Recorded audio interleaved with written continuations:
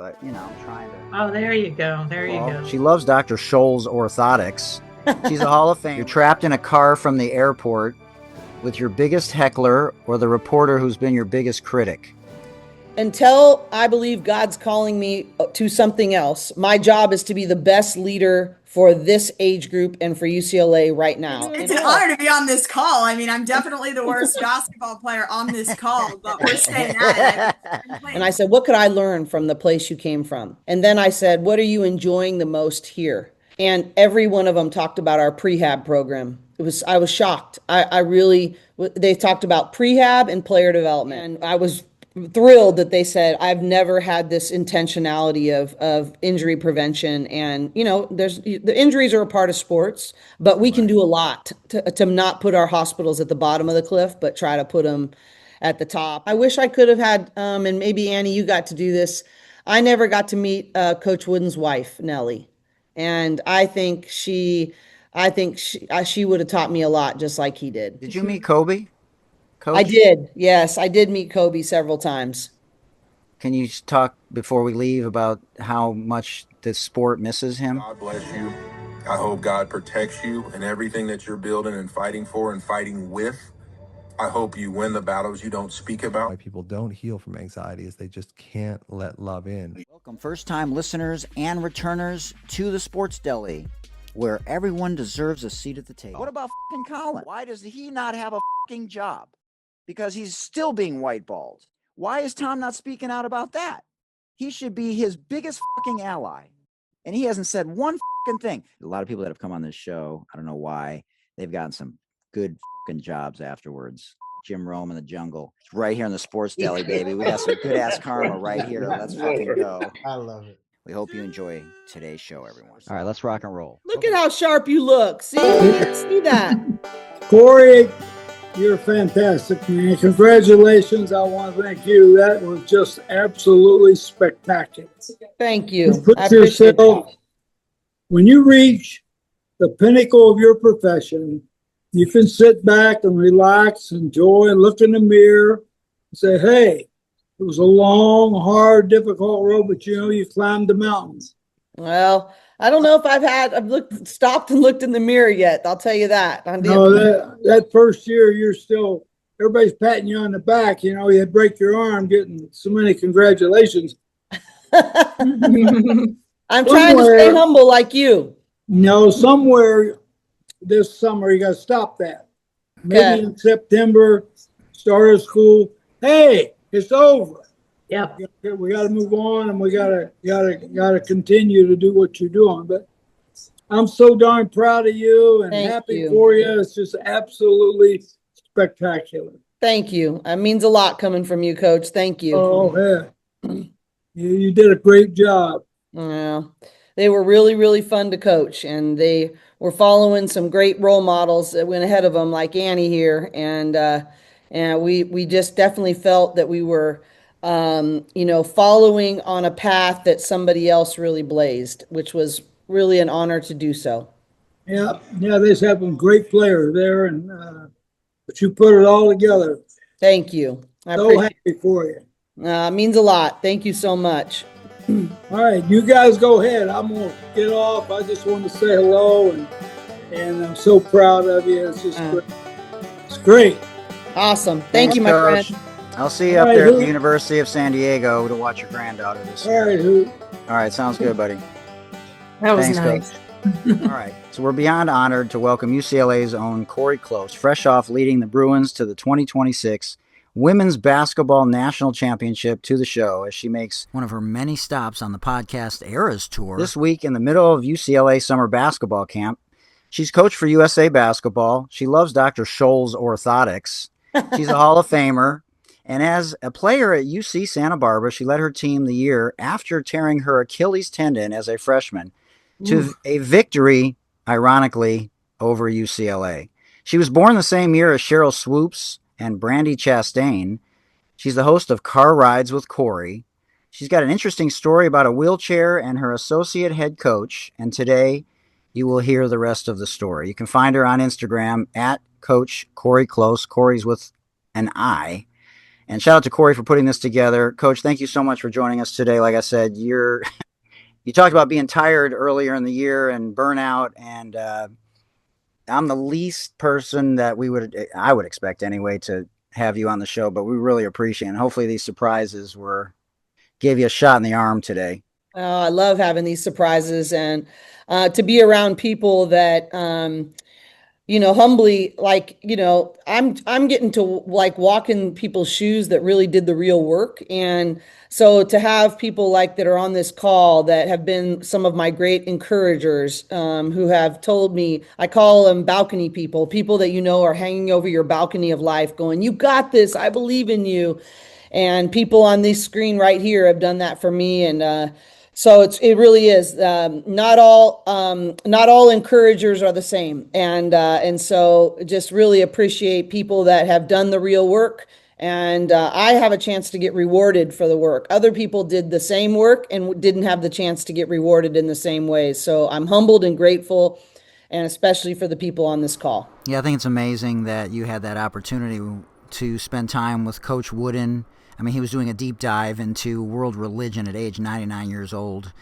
And, we all need mentors. You just happen to have one that was one of the most successful coaches in the history of all sports. But I thought about when you just said that, the bookending of your parents about where you're at now, your dad, and then obviously your mom, so instrumental and, much more visible on this end of things. Mm-hmm. What are your thoughts about the beginning and the end? And, we'll talk about the middle, obviously, but that's got to be really special. Well, obviously, literally and figuratively, they have been the beginning and the end. And, I think that one of the things that Coach Wooden used to talk about, and Annie can attest to this, that he used to say the best lessons in life are caught, not taught. And I had two parents that lived a life poured out for the sake of others. They taught me about what it means to create community, real, genuine community. They taught me about that our lives are, this is not to say that we don't have good boundaries and we don't, that we're not healthy in terms of how we make choices, but they just really believed that they wanted to live a life that was like, we're going to pour it out for the sake of others. And, our home was that way. We had foster kids in our home for a long time. I have an older adopted sister, Adele, that, came to us from a really difficult situation, but that's actually all I ever knew. And when my dad passed, the people that came out of the woodwork to affirm who he was and how he saw them and how he treated them, it was just incredible for me as his daughter. But when I think about how did I learn to recruit, my parents and an organization called Young Life. How did I learn to fundraise? My parents. How did I learn to all these things that why do I have the values of our program to be lifestyle givers, people of gratitude, and having a growth mindset? It's because what I saw in my parents. And so, I have every advantage in life when I have parents that they don't just talk the talk, they walk the walk. And I got a chance to learn from that. And, my mom's at every game. And now after my dad passed, and, this is her community and it's meant a lot. But it's so funny. She's poured out so much into me, but now our community is pouring back into her. And I'm just so grateful for that. Yeah, that is something that a lot of people don't have. And that's probably one of the attractive things about people coming to UCLA, not just for the school, but because they feel that energetically. And it's not just something you're talking about in someone's living room. You've been living it. And now it just, obviously adds some credibility.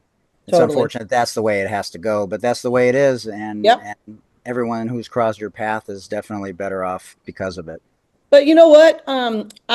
That's what Coach Wooden did for me. Like, I was feeling like there's no way you can do this and be transformational. There's no way, I was just doubting, like, should I even go into coaching? And then I met Papa, and, and he encouraged me that you could be excellent and win and compete at the highest levels and do it the right way. And so my chance to pay it forward into others is to do that for somebody else. And that is the reality. I was recruiting last weekend, and I've been doing this 33 years, and no one has ever asked to take their picture with me at a recruiting event, and I probably took 200 pictures this last weekend with kids and whatever. But it's not just about taking a picture or signing an autograph. It's about trying to pay it forward to somebody else that, you know what, you can care about people, you can be kind to people, you can be competitive and fierce and tough at the same time, because that's what Coach Wooden did for me. And so that's my responsibility then to pay that forward.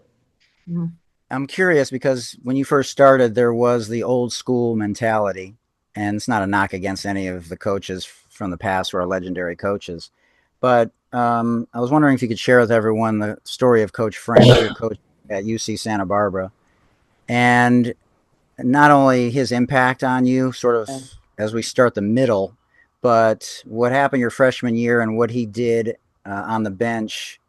Not necessarily because he was looking to retain you, but that was who he was to make you be able to get through that space that was excruciating for you at the time.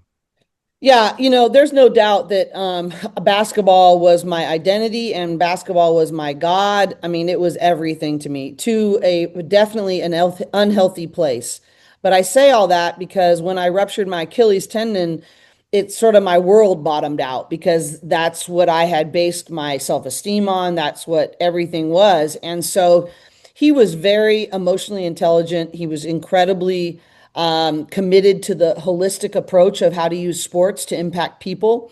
And so Mark French could see that I just was really devastated that I wasn't playing, and that I was sort of trying to find who am I outside of basketball. And I remember I was in a wheelchair and I was coming to watch them play Long Beach State, which I had dreamed about playing in that game, because at that time they were the stuff, right? They were everything. They, had, Penny Toller and, I mean, they just had so many great players, and they had just won a national championship and all these different things. So that was the game. And so I had gotten injured right before that game. And so I show up, and Mark French had put a place, usually a player would go to the end of the bench. And, I've never done this for someone the way he did it for me. I probably should think about it. But he had moved the chairs right next to him, big enough that my wheelchair would sit right there. And when I walked in, my mom was wheeling me in this wheelchair. And he said, "Come here." And he said, "I want you to sit right next to me. And today you're going to coach with me today. And we're going to do this together." And I mean, that was everything, that planted the seed of maybe being a coach. That gave me something to think about other than me not being out there. It gave me value. He didn't have to do that. Very few would have done that. And at that time, that was the biggest game of the year, right? Long Beach was, that day and age is UConn, really. And to have enough wherewithal that he would put my heart and my journey first and put me in that situation. I probably even to this day have not acknowledged him enough to see what kind of vision that was for my life and for my heart at that time, that very few people would have done. Great story. Amazing stuff. Yeah. Y'all can jump in anytime. It reminded me of Tina Martin, who in 2017 sat down with my former player who was recently an assistant for Jeff Mittie at Kansas State for 7 years, and now she's at UCLA, at UNLV. And because of who she was, similar to the person that you are, convinced Elena Deladon, because of a family situation, to come to Delaware. And, if there's coaches watching, continue to evolve and learn and grow and be a better version of yourself. I'm sure you can attest to this, but when I hear stories like that, I could listen to those kind of stories all day versus watching somebody break somebody's ankles. Like, it's great, but that's what people will remember forever. Yeah. And that's what we need to be about with sports. And, the reason that we're losing youth in sports earlier and earlier, and most are quitting to pursue gaming and other things in ways, is that we're losing track of the most important whys of being involved in sports. And so Most of them are not going to make $1 million playing or coaching. And this is really about character development. It's about teamwork. It's about self-esteem. It's about leadership. And kids can sense that. Kids can sense, oh my gosh, my parents are living vicariously through me. Or kids can sense that, oh my gosh, this is all about wins and losses, something that's not going to last. That is, if it's transactional, kids can feel that this is not a lasting endeavor. And they may not put those words to that, but instead they quit and say, I don't want to do this anymore. Whereas what I want to do is create an environment that encourages coaches that everything that they're doing is impacting somebody's character. That never goes away. And, that's where I said right after we had beat Texas in the semifinals, they were talking about what would it mean to raise a banner and what would it mean to have that ring, since 1978 when Annie did it. And I said, banners hang in gyms and rings collect dust, but who they become and who they impact, they get to keep forever. And so that doesn't make me any less competitive. That doesn't make me want to win any less. I want to run every race so that I might win. But I want to put my greatest efforts into things that last. And that's coaching people's hearts, not coaching people's jump shots. Boy, I thought about a lot of things. Can you take us through, even though obviously you're principle centered and that's the most important thing, because Coach Hurley talked about this at Connecticut, and we obviously saw Coach May take that leap of faith, very difficult jump. Do you have someone that you not approved of, but you had a say in, the business side of things? Because the NIL thing has taken on a life of its own. But just I know, Jesus. I mean, I can't even imagine it there between football and both basketballs, let alone all the other amazing sports, the swimming and the diving. Yeah. I mean, it's unbelievable. But, what part of has that already been taken care of before they come on campus? The kids in the terms transfer of when they're portal? offered their NIL contracts, or who raises the money, or what part of it are you referring to? No, I don't think who raises the money is necessarily. I'm curious. I don't know if anyone else is curious. Just how that part of the department has evolved. Oh, gotcha. And Like how front office. they meet. Yeah, and especially the kids, because most of them are transfer portal kids now. So I'm just curious how you've evolved in that area. And is it obviously you have to embrace it, but how have you made it a smoother process for the PSA? Well, I think that, first of all, it really doesn't matter if I like it or not. I've been asked to lead in the current landscape I've been given. This is the landscape I've been given. So I can complain about it. I can, I had a long talk with Coach Shannon on my staff when I was at that with a big EYBL. There was 96 courts and all these people. And college coaches are just going to recruit less and less high schoolers, especially at the Power 4 level, because they're not as good of an investment. And if they can't make an impact right away, that you are going to be paying them and training them to leave and for somebody else. So, but I feel so bad because the opportunities for high schoolers are dwindling by the year and by the day.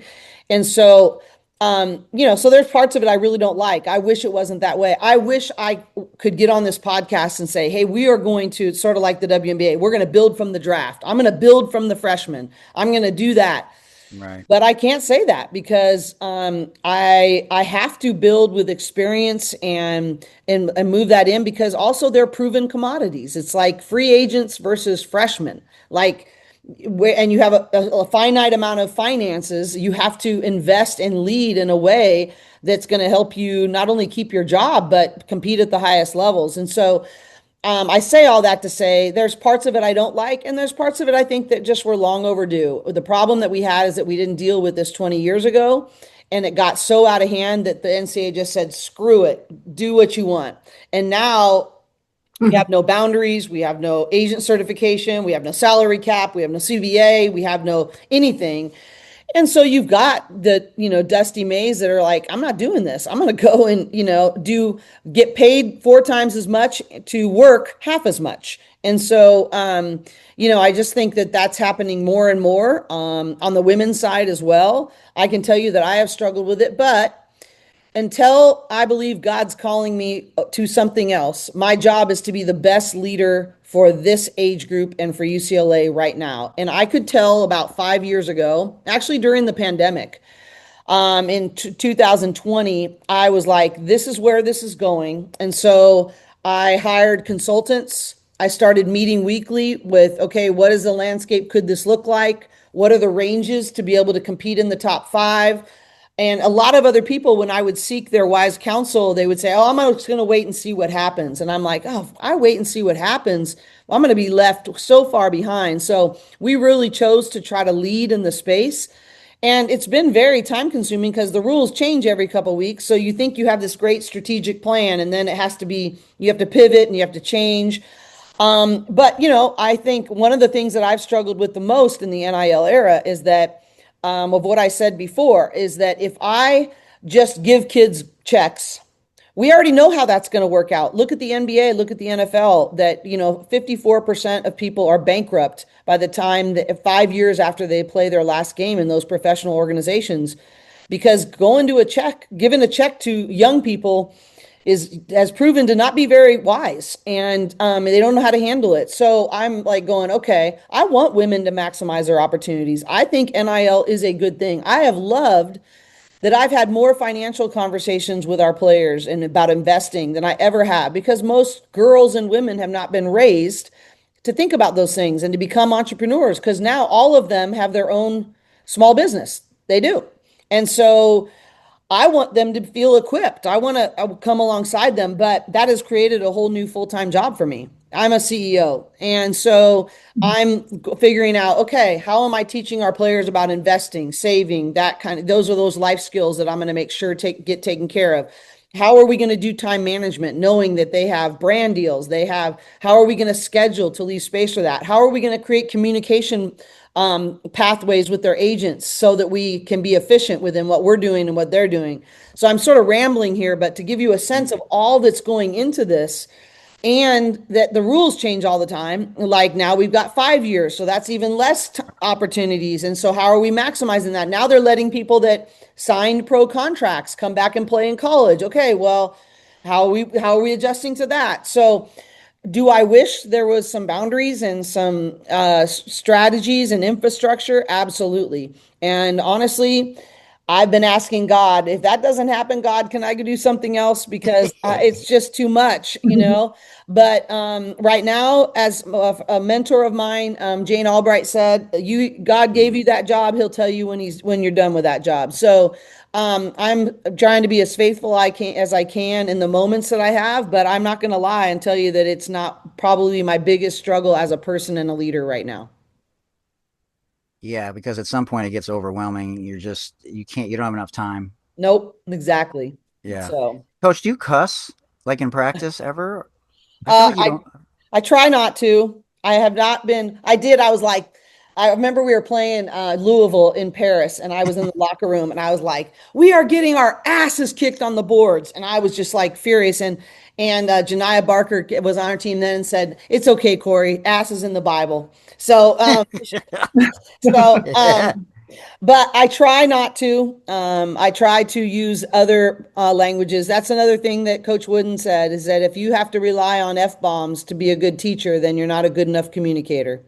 So I've just really always said that I'm not going to allow my communication and motivation tactics to be lowered to a place that I need F-bombs to be effective. Do you have a goodness gracious sakes alive in you? I don't have exactly that. I mean, I remember when I was at Florida State, Coach Bowden had the dadgummit, and he was something, but believe me, I have substitute words and phrases. Don't you worry. And there's definitely, the thing is it's actually Susan Rice and John Rice. So Susan Rice, John Rice's sister, they came up to me and they said, we have something really important we got to talk to you about. And this was when Kiki was a freshman. And I was like, what? And it's after the game. And I'm like, oh, great. Are they mad about playing time? What are they mad about? This? And they go, is it really true that you really don't swear? And you don't let the players really swear? And I was like, yeah, like I didn't know what was going to happen. And they're like, no way, that just impossible. No way. And I go, and then Kiki walked up and I said, Kiki, do you have any trouble knowing when I'm really angry? And she goes, nope. So I said, I don't think intensity is the issue. So I think F-bombs would put me over the top. So I'm already passionate and intense enough. I don't need cuss words to go on top of that. That's very refreshing to hear you say that when there's a lot of that F-bomb, those F-bombs abound. Well, It's a bad look. I just don't want I don't want our players. I just think that's that's demeaning of their journey, in my opinion. And I'm not saying there's not other great coaches doing it differently. There's obviously some really amazing ones. But for me to feel mission aligned with how I believe I'm supposed to do it, so I'm not judging anybody else's, but for me, I just don't think that that would bring alignment to how I say I want to run my program if I'm doing that with players. To me, that isn't teaching, mentoring, and equipping for life after UCLA, and that is what I've committed to their families to provide. I can completely agree with that whole segment of your conversation right there. Thank you so much. I was the same way, exact same. Thank you. So for that. Yeah, I didn't swear. Wow. In my head, maybe, but no. I have in my head too. Full transparency. You know, if I could bring up one thing, Cori, about the eligibility and everything, you know, in the early years, we needed that college feeder system really to feed the pro league. And gosh, no one's done it better than you, especially this last year with the players you put into the WNBA. But, you know, the difference was back then is just that we didn't get that kind of support. And like, if you turned pro, you could even play in the Olympic team. I had 2 years of college eligibility left when I turned pro. And so it was just over because, you know, pro leagues were really struggling in those days. Yeah. So it was hard choices everybody had to make with such limited information to work with. Oh, I think that's such a good point. Thank you for sharing that. You know, I think about how all of us have to be contributors to growing the game. And that's not just through helping people with their jump shot. It's, you know, helping people understand, you know, that women are the major consumers and corporate sponsors need to be investing in women's sports, not because it's Title IX oriented, but because it's a dang good investment. And we need to educate people that, because that was true 30 years ago. Women were still the buying power, and we had this antiquated system that only still marketed to men, which really, from a business standpoint, was so short-sighted. But now there's all these data points that show, like, even probably in violation of Title IX, also, I might add. Oh, without question, no question about that. So. You know, there's just so many examples of the violation of Title IX, but they didn't have to do that. If they were just smarter business people, they wouldn't have had to blame it on that. They would have just been able to grow the pie bigger. It doesn't take anything away from men's sports. It's growing the pie bigger, but we needed better marketing. That's where we missed out, because then there wasn't the same butts in the seats, or there wasn't the same viewership. Well, okay, well, as every time exposure has increased, and thank goodness for people like Carol that have been fighting for this for decades. But, you know, I think that the exposure right now is going up, and each time everything else is growing up. So you could not have any money, but like post about how much you love watching women's sports. That's why those shirts of everyone watches women's sports have been so powerful, right? There's so many ways you can grow women's sports that don't even have anything to do with money. You know, make sure you're watching other sports. Make sure that you are talking about it on social media. Make sure you are building other people up. Us in women's sports could learn a lot. Actually, we don't do as good a job as we need to about lifting others up, even your competitors. And that doesn't mean you have to go get a glass of wine later about but you should, for the sake of growing sports, you should lift them up when they do something well. When they have excellence, you should celebrate excellence, no matter where it comes from. But I agree with you so much. And we need to continue to lift each other up and to grow our sport from all angles: business side, exposure side, butts in the seat side, as well as increasing the mastery of our craft and continue to take it in the trajectory it's going. Cori, this is a great chance for me to jump in on that, because when you're talking about all those things, and Legends of the Ball Inc. was formed after the WBL was inducted into the Hall of Fame, and we realized that nobody really knew our impact. So I was told there's not enough bandwidth for history.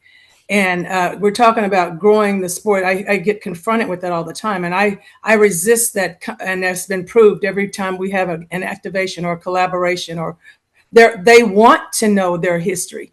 And it shouldn't be a fragmented history. It should be a history that goes back to those seminal moments and game-changing events, of which I'm proud to say, as our era, and Annie, Molly, Shar, and myself, and the members of LOB and all the WBL were multiple trailblazers of the AIAW, first of Title IX, then the AIAW, and then the WBL. But in the Hall of Fame, out of the trailblazers of the game, we are in 8 of those categories. I think there's 12, and our era is represented in 8 of them. Annie's on the 76 Olympic team, and there's just so many other ways.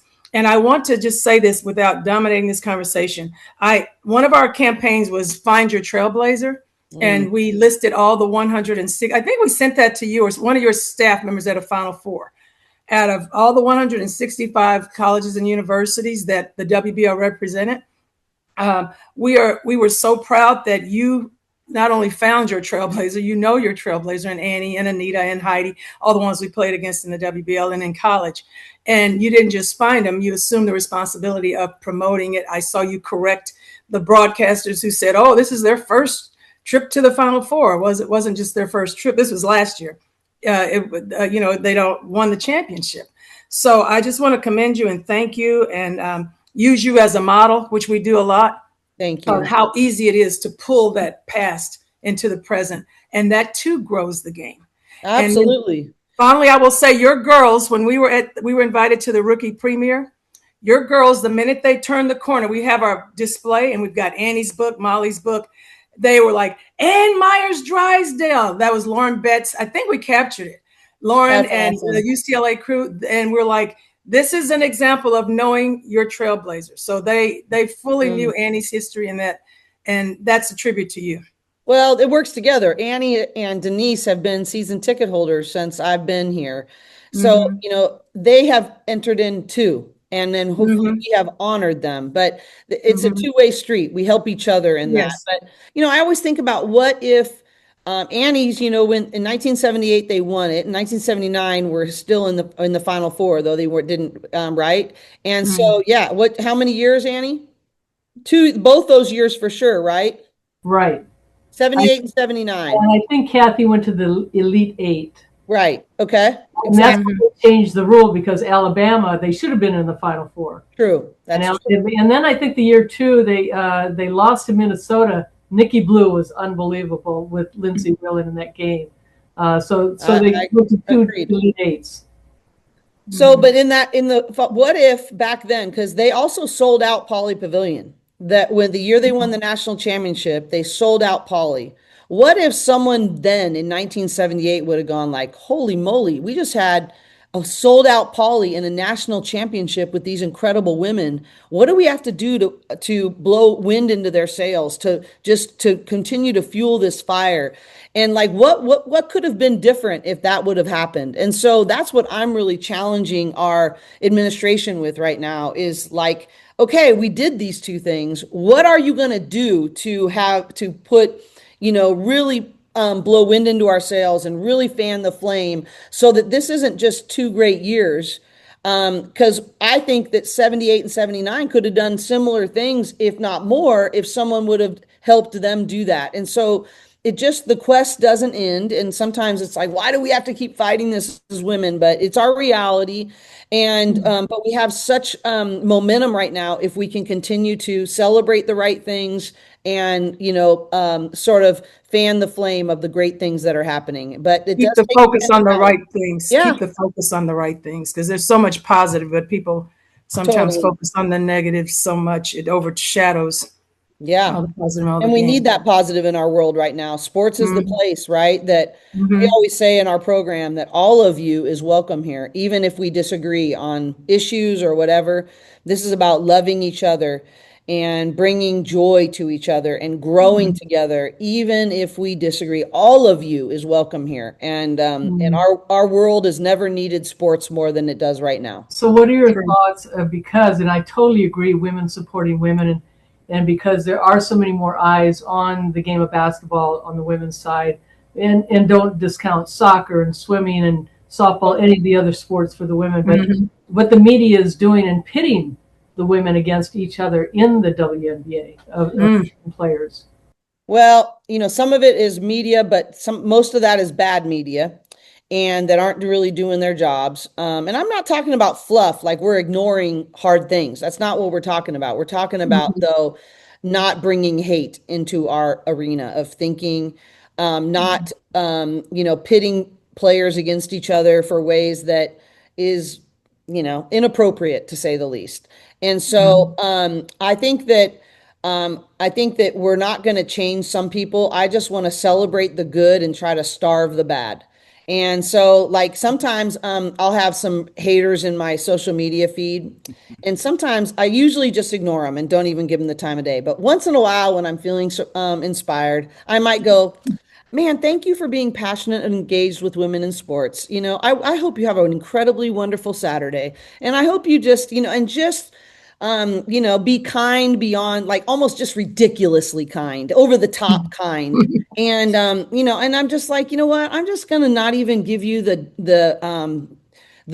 benefit or the satisfaction of me engaging with your ridiculous comments. Most of the time I think it's just better. I feel the same way about entitlement in players right now with NIL, and just the sense of you owe them everything, they owe you nothing. And instead of getting mad about that, I'm like, we're going to practice gratitude more and we're going to serve more with nothing in return. And so I have even designed our NIL program around that service.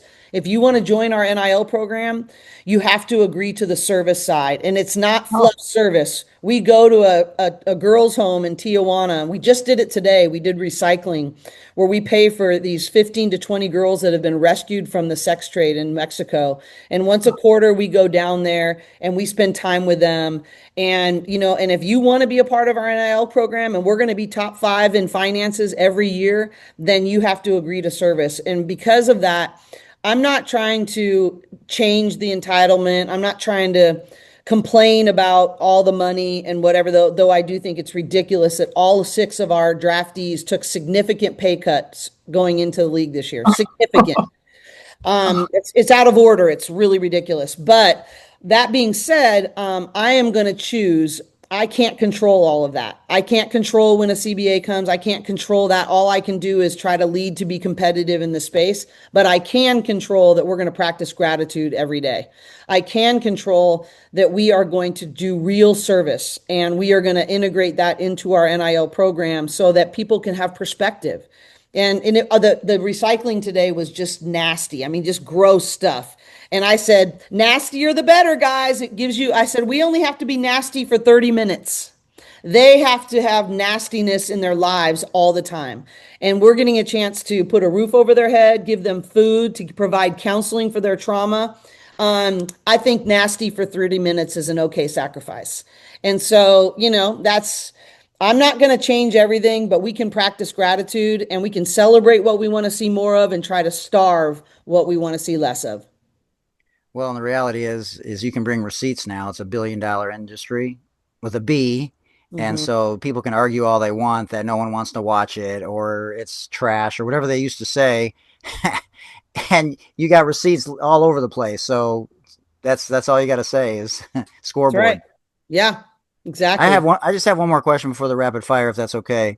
Because you talked about Coach Wooden a lot. And I'm curious about practice player manager Noonan. I don't think a lot of people know that story. But I think it's Coach Tony you're talking about? Yeah, Coach Tony. And just where he was, because Coach May never played college basketball. And I'm curious not only about the buy-in for somebody that didn't play college basketball, because there's been some great coaches that have never played, but you played, so you can say, look, I played D1 basketball. You listen to what I'm telling you. But, he's a guy, I have an interest of going back to coach. And so I'm trying to keep learning I'm continuing to learn, but how did that evolve? And how, did you see something in him back then when he was just a, practice Well, I've player? got 2 great examples. One is Coach Tony. Coach Tony Noonan is, he was a student at UC Santa Barbara when I was there. He started out as a practice player with us, and you could just tell he was really smart. And at that time, because we weren't funded very well, we were desperate for more help. And so when he graduated, Coach French hired him from like for some ridiculous low number, right? And Tony was dumb enough to do it, and so he did, and he really was brilliant, and you could tell that he had an eye for it. He had a countenance about him. He had a great mind for the game. He made really good. I really give Coach French so much credit for this. Coach French was one of the best teachers and like strategic planners I've ever been around, but in game he would like, not that he wasn't good, but he recognized in Tony that he had a gift, that in game Tony has a feel to make adjustments, he just has a gift. And I still recognize that gift to this day. He is in charge of all of our time and score and special situations because of that. And we talk constantly about it. We're co-offensive coordinators together. But it's a great example of bloom where you're planted, right? It's just be the star in whatever role you have, and eventually it pays off. And so Tony's just been faithful over and over again. He's turned down 4 head coaching opportunities since he's been here. And, you know, whether it be for the sake of being a better dad or a husband or whatever the situation, he chose to stay with us. Thank goodness. But you know, he just kept growing and kept serving and kept getting better. And he's now really one of the masterful ones. If I ever got a W job, I would be like taking him with me right away. And the other one that's such a great example is So Matsura on my staff. So he was a manager. Then he became a GA. And then he became a video coordinator. And then he became an assistant coach. And he just became so good at what he was doing, he was undeniable. So his scouting reports were so phenomenal that it was just undeniable. The way he built our scout team, and all of the WNBA coaches that came in last year to watch us, they were like, best scout team in the country, no question about it. He go, we've been in all the gyms, best. Well, so built that. And so, you know, just really becoming, and now he's really gotten good in the player development space. He's just really gotten, like, our players have to do one-on-one skill development for 30 minutes before or after practice every day, but they get to choose which coach they want to do it with. And you know, it used to be that no one, but now everyone wants to work with So. And so I just think it's a great example of, you don't have to be like the big player name. You have to be faithful in your role, and you got to get better every year. Just like we ask of our players to add to their toolbox every year, to become masters of their craft at a new level every single year. And both Coach Tony and Coach So are great examples of how that can happen. You guys have any more questions before I get to the rapid fire? Yeah, I do. Carol. Hey, Come on, Carol, let me have it. Yes. So when are we going to have a film crew follow you for a year and get all this great wisdom out there? It actually may be happening this year. All right, good. I don't know for sure yet. There's no paperwork that's been signed, but somebody has approached me to be a part of a series that would follow me around over the next, from like, I think it's October through April or something like that. Give me a call after. I have just one counsel on that. Okay. That will help you. I will for sure. Thank you. Okay. Great. Okay. Would you rather be stuck in an elevator with the referee who made a bad call, or a parent whose kid's not getting a lot of playing time? Actually, referee, no question. Absolutely. Let me have it. The parent situation is way more complicated. You're trapped in a car from the airport with your biggest heckler, or the reporter who's been your biggest critic. Either. I couldn't wait. I would be like, tell me how you got to that position. Tell me what made you think those things. And, you know, help me understand your perspective from your point of view, either one. And just be a good listener. And it's amazing what can happen. Well, that'd be a great episode for Car Rides with Cori. I'll name the ref who has to work with me, with me, or the reporter who has to ride with me. You know, I'm so big into, I don't care. I just want reporters covering it. If you want to say whatever, build engagement. I don't care. I just hate it when no reporters show up. So if you're showing up, I'll engage with you. So I have a couple more questions, but do you have general advice when do you not cringe, but are you frustrated when the women's game is ascending and you see something that you know would help just the umbrella of women's sports? Everyone knows what I'm talking about, but just something that you think would either get ahead of it, which seems like we're not getting ahead of certain things. Like what's your best advice in that space? I'm not trying to, Yeah, but it's frustrating. I've been very critical not only of Tom Brady for certain things, but I've also been critical. Obviously, I'm more like the Steve Kerr. Like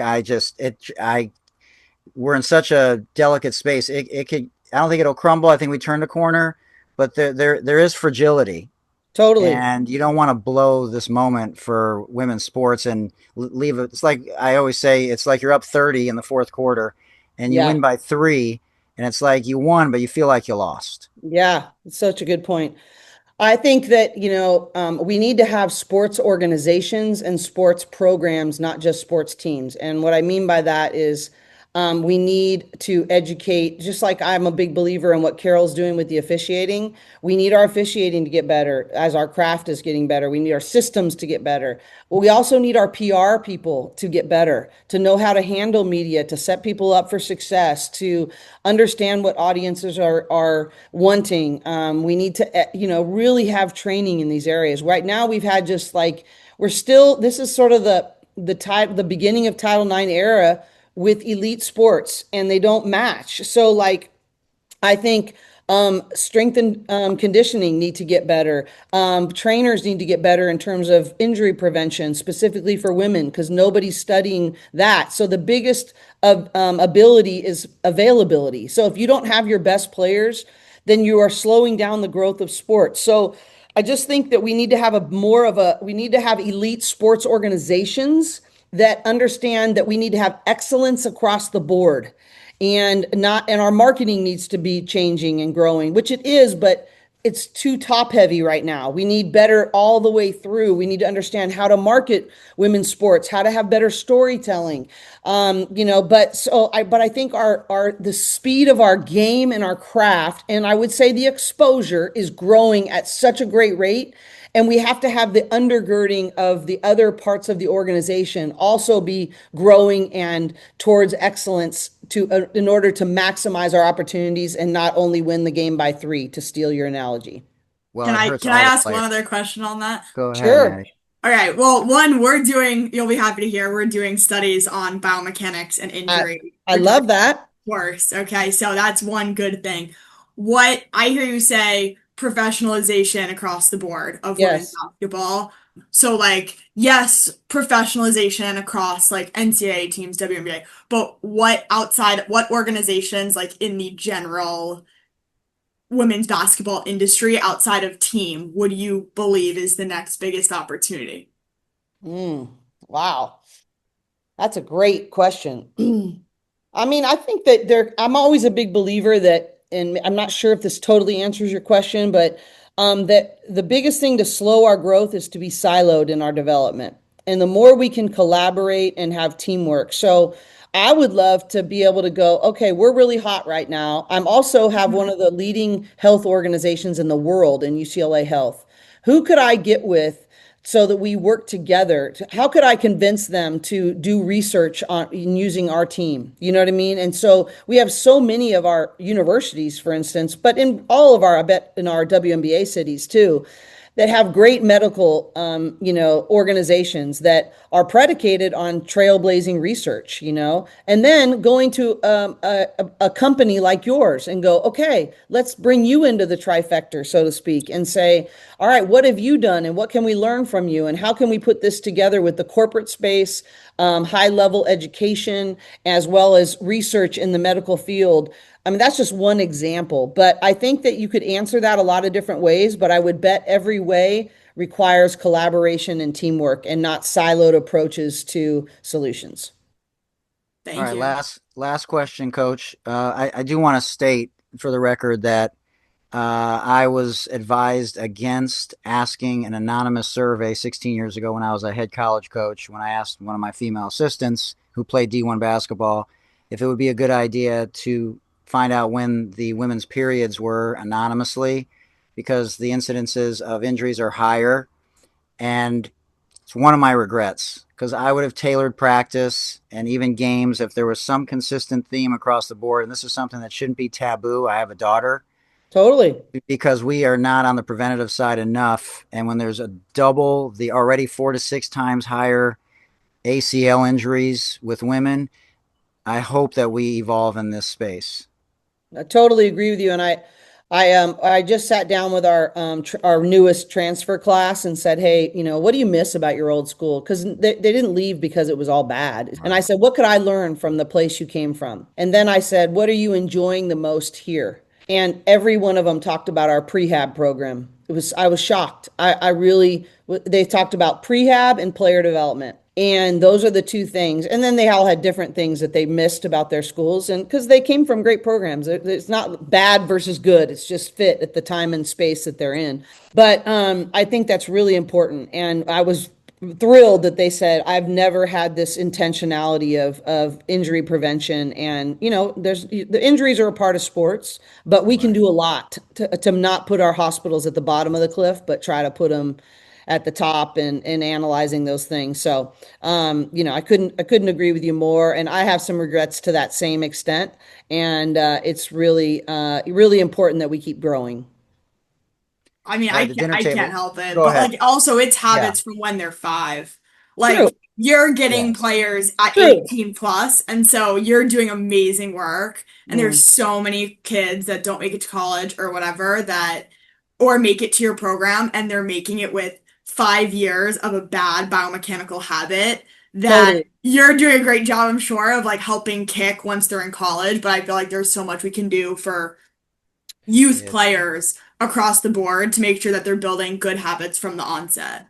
One of the things that I would dream of doing if money wasn't an issue for me and I retired, that if I could partner with people like you and we develop youth league curriculums for how to practice, how to plan a practice, how to do preventative injury, what does it look like to move more efficiently? How do we do those things? How do we train all the planes of the body? Like, how do we have language that builds them up, and gives them a better version of self-talk? How do we create mind gym, practice planning, physical habits and efficiency for youth leagues across sports? And because that's really where the real impact is. It's not in the small percentages where I am. I just get seen more. For sure. Thanks, Natty. That was awesome. Okay, dinner table question. Besides Jesus, somebody you've never met, past or present, dead or alive, let's say 3 people that you'd love to have at your dinner table. Annie. Annie can't wait. The suspense is killing her. I know. I have so many. It's hard to narrow down. I've gotten to have dinner with so many people, a couple on this call right here that I've been able to have meals with. I would say Billy Graham would be one for me. I would say Desmond Tutu. And I would say Martin Luther King.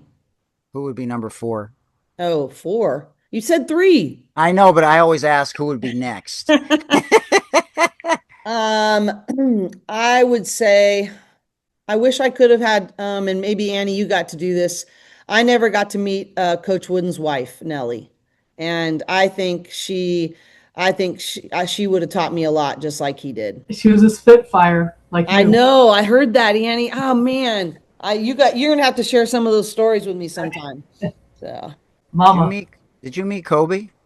Coach? I did. Yes, I did meet Kobe several times.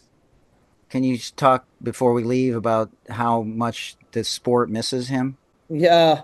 Yeah, I mean, women's basketball, I was actually really worried, selfishly, when he passed. Obviously, they're the more important ways to be sad about him, not being with his family and, all the more important relationships that he had. But just selfishly from the sport angle, I just thought he was one of the first to be like showing up in his sweatshirt and what he was doing with that youth team and with his daughter's team. And he was bringing this credibility and credence to women's basketball at a critical moment, I thought. And then other NBA guys started to get on board, and people started really celebrating the sport and getting behind it and being like, and speaking out about, hey, I like the women's game. Not that it's more or better than anyone, but I really love it. And I'm now choosing that. And he was one of the first ones, I think, to really bring that kind of credibility. I'll tell you one of the ways that he has really impacted me, and we show this video to our players almost every year as a part of our mind gym and mental conditioning, is talking about the real rewards. I remember when they retired his jersey and they had the big celebration, he talked about that the reward was the work. The reward that was that he was disciplined enough to get up when no one else did, and when he didn't feel like it, he overcame that. That was the real reward. And that's the kind of process oriented satisfaction I want our players to leave with. And so his impact on me as a teacher in that the work is the reward. And I talked about it after our training this morning. And the outcomes will find you when you find your real identity and real self-satisfaction in the work that you did and what you overcome that particular present day. There are no failures in that. And that I thought he was brilliant in how he went about that. Thank you, Coach. Thanks to all of you for being here. I can't thank you enough. The 2026 Women's Basketball National Championship Coach, Cori Close, thank you so much. Thank you, Hootna. Thank you so much. Yeah, whatever thank you you decide all. to do, good luck to going back to back, and whatever you decide down the road, everyone will be better off for it. Thank you. I really Bye, appreciate everybody. Great time. job, Cori. Thank you. Bye, everyone. Thanks, Coach. Bye-bye. Okay. Bye-bye now. Thank you, ladies. Thanks, Hoot. This Thank was you. awesome. Great job, Hoot. Nice conversation. seeing everybody. Nice to see you guys. I'll let you know when Great it's to meet out. you. Should be out tonight or tomorrow. Amazing. Take care. Thanks, Molly. I appreciate it. Bye-bye. Thanks, Annie. Thanks, Hoot. That was awesome. Okay. Thank you, guys. She's awesome. She's amazing. I always liked her, but I see her. Oh my gosh, she's what the sport needs. Yeah, for sure. All right. Well, Take care. Maybe the commissioner one day. We'll see. Yeah. Yeah. Talk All soon. right, talk soon. Yep. Love you. Bye. Love you too. Annie, we good? Annie's. Will this be part of the outtakes, ladies and gentlemen? I always love this part. We're going to do a hard stop in 10, 9, 8, 7, 6, 5. Oh, the suspense is killing me. 3, 2, 1. All right. Thanks for joining us, everybody. I hope you enjoyed it. Fascinating conversation. And just flowed. Some of the questions were answered. I didn't even have to ask them. She already went there with some of them. So, and thanks again to everybody who joined us today. All the incredible women, Coach Harrick, and we'll see you next time. Thanks for watching. Thanks for listening. Much love. Hoot out soon. And I really hope there's one owner or one general manager or one coach that finally gives Colin Kaepernick an opportunity to play in the NFL this year. Until next time, thanks for watching. Remember, you can always dial 988-24-7, 365, and someone will be there to listen and help you if you're having a hard moment or a hard day. Mom, thanks for everything you do for all of us. And here's today's outtakes, everyone. Enjoy. Thanks again for joining us today. We'll see you next time. All right, Char's here. She can't hear or see her. She must be in the Coach Harrick camp there with the... Well, she's just coming because we're already engaged, so she'll blend in. Yeah. Okay, I'll do a quick intro, Coach, and then we'll just rock and roll. I know you're on the Eras podcast tour this week. Man, so it's okay. It's an honor to be with you guys. So no worries. Let's do whatever you need to do. All right, I really appreciate it. All right, so hey, ladies. Hey. How do I sound? You sound great. How you doing? You look good too. Oh, thank you. I appreciate it. You can't see the shirt, but I'm trying to. Oh, there you go. There you go. Yeah, I got to do so. When I worked at ESPN, they would ask me, "Who do you want to win this game?" And all I would say is overtime. That's all I want. That's right. More Never ball. picked a team. Never picked a team. Hello, Carol Stiff. Well, hello, Annie. How are you? That was Elizabeth. Liz. Sorry, Liz. Yeah, after I said it, I'm like, that wasn't Liz. I mean, that wasn't Annie. Hi. How are Annie. you? I'm doing well. Hey, Hoot. Hey, what's happening, Elizabeth? How you feeling? I'm feeling okay.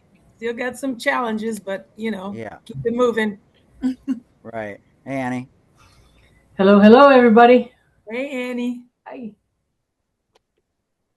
I sent an email to the communication person in charge of women's basketball, but she's been doing the circuit this week, so she's probably finishing up camp or something. Well, they had a big camp out in Vegas this week. Finished up Sunday. Oh yeah, how was that? Did you go? No, I didn't go. I knew people that did go. Yeah.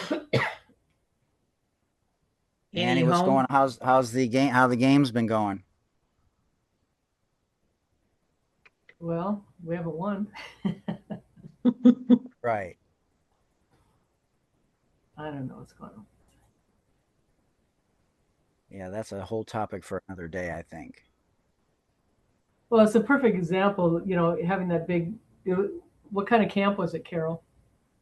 It was a high school. I was the Nike EYBL. And you wanted it was. I know it's camp day on Sunday with the Vegas. I don't know if the camp people came, but remember when we tried to do this at ABC Sports and we had us in Minnesota, I think Chicago and Indiana or something, and we thought it was a big AAU tournament that these kids would come and see the WNBA players, and that didn't work. And these high school kids, these college kids, do not support the WNBA. No, they want to go home. They don't. I don't know. They don't. What's up, Natty? You guys know Natalie Hey, White? how are you guys? Oh my God, it just keeps getting better. Hello, Natalie. This is a crazy podcast. Oh my, I'm here with a ton of legends. Natalie? Carol, you know Natty? I don't know, Natalie. Sorry. It's nice to meet you, Carol. I'm Natalie. I'm the founder of a women's basketball brand called Moolah Kicks. Yes, I do know who you are. Sorry. Yeah, you donate books. You donate shoes to the Women's Basketball Hall of Fame every year. Yeah. That's where it came. That's how Liz and I met. Yeah. I had a senior moment there. Sorry. We actually met at TEDx Boston and reconnected. Oh my gosh, I forgot about that. Yeah. Hey, Molly. Hi, Annie. Hello. How are ya? I'm good. It's more than just Annie. You need to get on before you start saying hi. It's more than just Annie. You too. Machine gun in the house. Hiya. Let's see if he responded.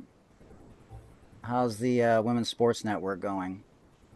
I actually stepped away. I resigned. Yeah. I want to do some other things, and I felt like I was sprinting in place, not getting anywhere. Whoa. So she wants to vacation in San Diego a little bit too. Yeah. Did I tell you, Annie?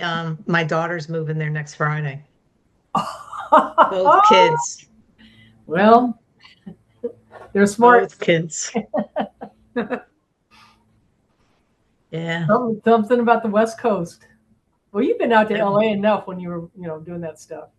Yeah, no, I've always loved San Diego, no doubt. Yeah. Mm-hmm. Are you golfing much at all, Annie? No, when I had my other knee replaced, just a year ago, my son Darren and his wife Sam moved into my house. They've got 2 little ones now, and I think they're about ready. Their house is almost ready, another month, I think, and they'll move back. And then with broadcasting with the Mercury here in Phoenix most of summer. Coach is coming on, just FYI. But keep talking. I haven't had a chance. Ah, there she is. Texting a couple of people. National champion coach on the line. Oh, I'm sorry, guys. I got caught by a player walking up here, so apologize. Oh, you're good. That's important. Coach. Yeah, priorities. You took the words out of my mouth and she got her priorities straight. Coach, you know everybody here? I think I know most everybody. We haven't met, I don't think, Mike, but Coach Close, it's nice to meet you. My name's Natalie White. I'm the founder of the women's basketball brand Moolah Kicks. We Oh, make cool. sneakers that are biomechanically fit for female ballers I to know exactly what they're like. Yes, that's the ankle and awesome. leg injury. Yep. So it's nice to meet you. Nice to meet It's you as it's an well. honor to be on this call. I mean, I'm definitely the worst basketball player on this call, but we're staying at it. I'm playing tonight, so I wish you guys could see and give me some tips tonight rather than in this call, but that's okay. Have fun. And Cori, I don't know if we've officially met, but I've met you in unofficially on several occasions. Liz Galloway McQuitter. Nice to meet you. Thank you so much. Mm-hmm. And Cori, I'm Molly Bull and Casimir. Annie and I used to battle against each other. Liz and I used to battle against each other in the first women's pro league, the WBL. Oh, that's awesome. But we're friends now. Well, Annie's my hero, so if you guys battled with Annie, then you're way up there in my book. Well, you're too young, but I played against Liz first when she was at Vegas. Yeah. Oh, wow. Dan Ayala. Mm-hmm. We actually played against you at Temple, when we could play junior colleges against 4-year colleges. Wow. With Miss Garman. Yeah, Miss Garman scheduled all those games. Coach, what's your timeline? I have some flexibility. Till another player walks in. No, I got a closed door now. I'm in Mo. I'm double checking, but Just nope. let us know. Nope, I'm good. I will have to say, Cori, your Bruins are doing pretty good in the W. Man, they are having so fun to watch. All of them.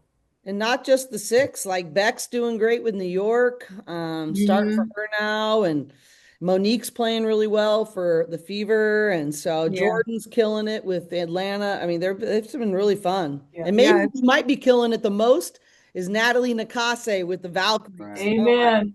Mm-hmm. How do we get her to be the Olympic coach? Ooh, don't get me started. So that's Carol's job to rock the boat now. Carol's job. I'll go in there and do it. I got nothing to lose anymore. So, did you see my op-ed about officiating, Cori? I did. You sent. It was very good. I loved it. Yeah, good. Yes. And I saw Carol. Is it June? Who used to be the head of officials? June. Corto.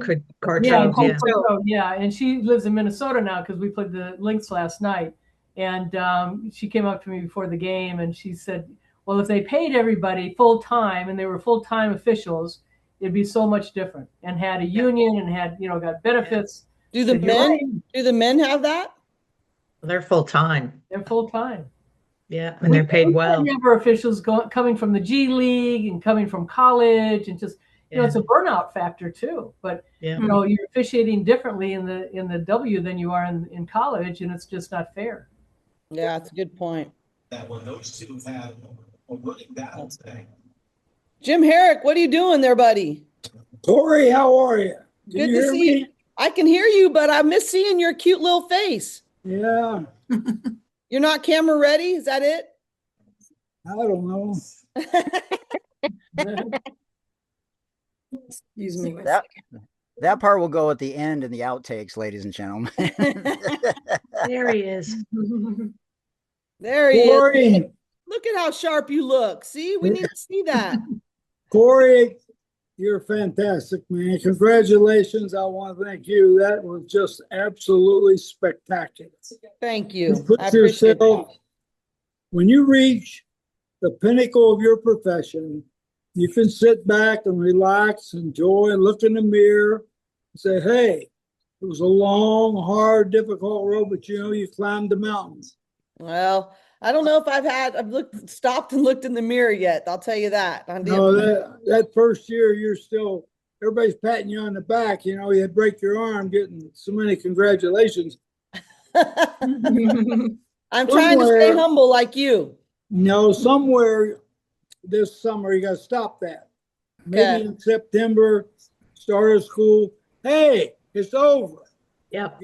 We got to move on, and we got to continue to do what you're doing. But I'm so darn proud of you and happy for you. It's just absolutely spectacular. Thank you. That means a lot coming from you, Coach. Thank you. Oh, yeah.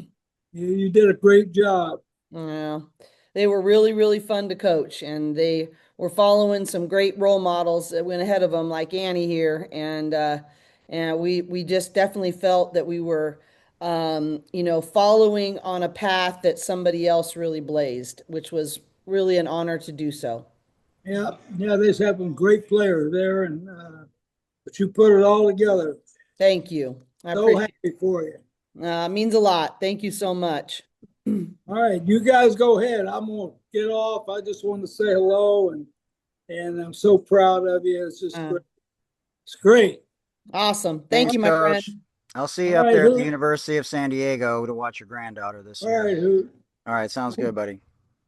That was Thanks, nice. Coach.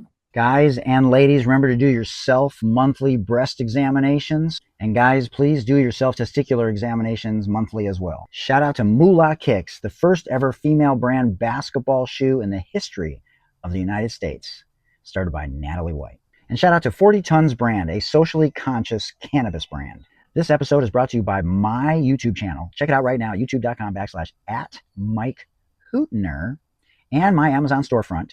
Check that out also at amazon.com/shop/the Sports Deli, all one word. Now, I may make a commission on any qualifying purchase, but it's at no extra cost to you. Much love. See you next time. And remember, you're not alone. Do I have to refer to him as Mr. Duncan?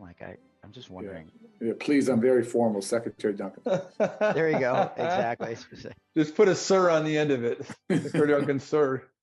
Well, because, Jay Billis always said that he could never call Coach K Mike, even after all these years, kind of thing. You know what I mean? Mike's a different level. I'm not. So it's all good. All right, here we go. Look at that shirt. What? Wait, but hold on one second. That's an inside-out white shirt. You're living a lie. Thanks again for joining us today, everyone. Feel free to send me an email to thesportsdeli@gmail.com. Also, check out my link tree. It's /Mike Hootner. Remember, Black Lives Matter. Reach out to your local and state politicians for any individual or group that you feel are being marginalized. Stop the bullying. Stop the Asian hate. Let's end gun violence with common sense laws. Let's be allies for the LGBTQIA+ community. And I challenge those of you in the white space to be anti-racist, to be bridges and vessels, to help bridge the gaps between black and white America. And remember, until next time, it takes a village, everyone.